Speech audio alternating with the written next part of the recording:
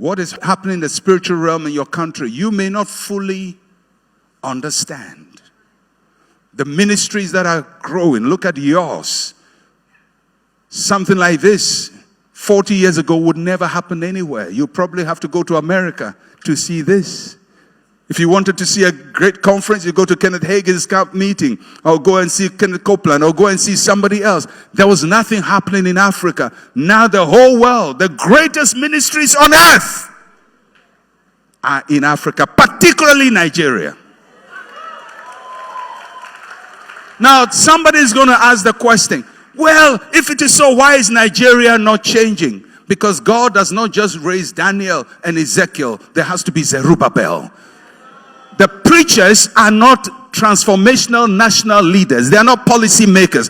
God has to raise a new generation of people to enter the door that has been opened by the spiritual giants.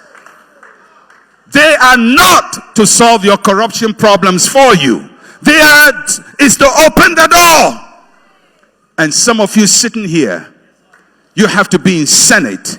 You have to be governors, because the door is open for a change, for a transformation in Nigeria. Don't expect your preachers to be know-all and be-all for all problems. And when you have problems in your social sector, don't blame them, because that's not their job. They opened the door.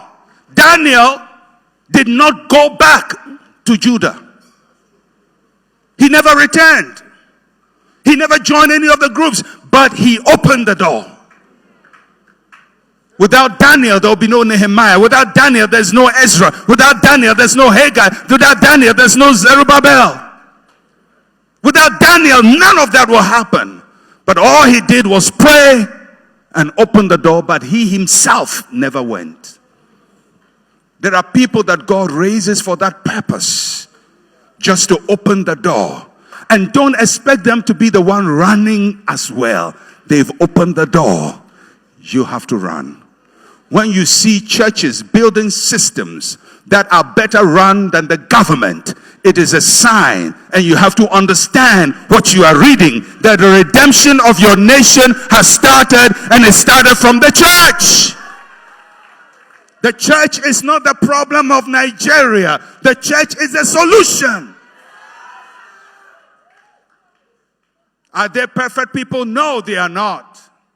Do they make blunders? Yes, they make blunders. But they've opened the door. They have shown how things can be done. Set up universities better run than the government ones. Look at the way your church runs. Right behind this building, there's another building there.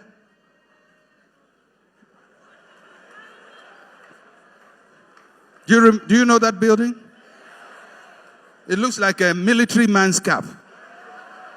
It's sitting there. Oh, it's this way. Okay, it's this way. Here. Here. Today when I was coming, I saw that cap on. Go and look inside it and compare with what you see here. With all the oil money, all the government wealth, they can't maintain that.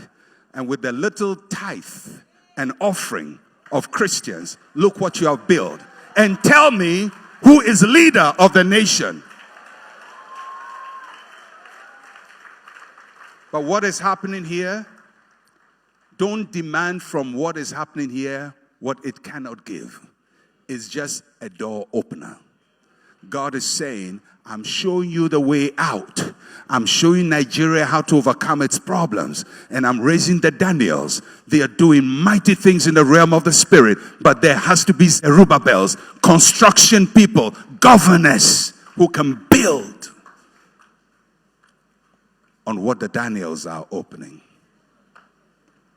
So I came here to ask you, do you understand what you are reading?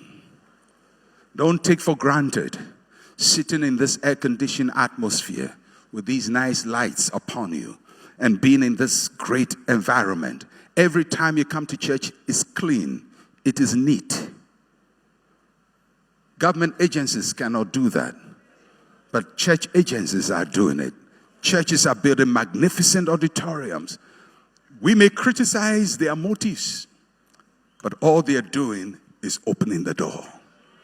They're showing us possibility. They're showing us how to reconstruct a nation, how to turn a nation back from defeat into victory, how to build systems in the nation. The church is the doorway. And for you, the members of the church, you have to understand what you are reading. And I pray that God will open your spiritual eyes, your spiritual ears. He'll give you a spirit of understanding. For some of you in your own life, this is a season to step into the new flow.